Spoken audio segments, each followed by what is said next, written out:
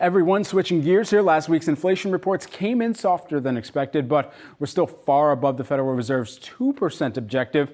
Our next guest says that the Fed has plenty of runway beyond 2022 to rein in inflation. Hugh Johnson, who's the economist and chief investment officer over at Hugh Johnson Advisors, joins us now. Hugh, great to have you here with us today. Help us break down and add perspective to what you're seeing play through in the markets and what exactly the Fed pathway may be going forward from here that the markets will still have to digest over time.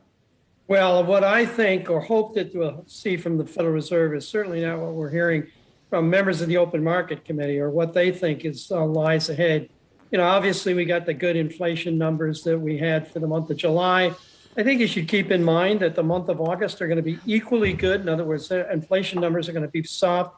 And probably for the coming months, they're going to be soft. When we get to the end of 2022, we're going to be looking at, say, 6.5% to 7% year over year numbers. And when we get into 2023, they're going to be materially lower than that.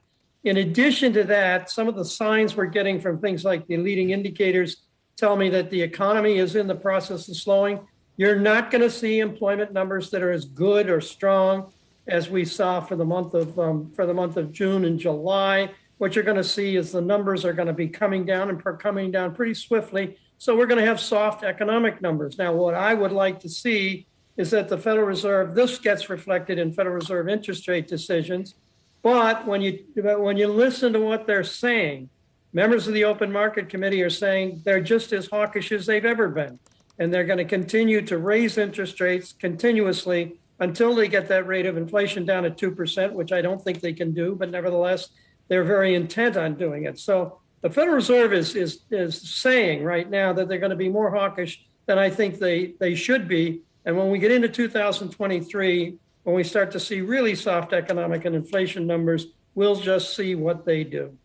So Hugh, you think this is just wishful thinking, this view that has become embedded in the market of a dovish pivot by the Federal Reserve? Well, if you take seriously what they're saying, you certainly would say that's probably a pretty dovish view on my part, or optimistic, or too optimistic a view, and that they're not going to pivot, or they're not going to pause, or they're not going to go a little bit easier on raising interest rates, particularly when we talk about September. You know, there's still people talking about 75 basis points. I think it'll be 50, and talking about 50 basis points in November. I think it'll be 25, December 25. They say they're going to be as tough as they've been. I don't think so. I think they're going to come off of that. Otherwise, they're risking the same mistake that we see so continuously in financial market history of, you'll remember the word overkill. You might hear that word again. Well, and their mistake going into this was on the opposite side, right? That they were sort of too late to begin raising rates when we were starting to see signs of inflation. So what gives you the confidence that that they've learned, I guess, from that mistake of not being responsive enough in the past? Julie, that's a great question. It's when you listen to what they're saying, it tells me that they're going to be just as hawkish or make some of the mistakes that they've made in the past. When they talk about the importance of a 2% inflation rate, look, if inflation gets down to 2.5%, and you're a member of the Open Market Committee, and you're seeing very soft economic numbers, very soft inflation numbers on a month-to-month basis, what are you going to do? You can either be humane or you can stick to your guns and say it's got to be 2%. If you stick to your guns, and they've done this in the past over and over again, stick to your guns, then obviously we're going to have a risk of a very, very hard landing. Keep in mind, Julie, index of leading economic indicators has been down 5 successive months and are telling us that we've got a real risk of a hard landing. The numbers we're looking at for the quarter-to-quarter numbers for the next third quarter, fourth quarter this year, first, second next year, we're looking at numbers like 0.9, 0.7, 0.6. That's pretty close to a hard landing.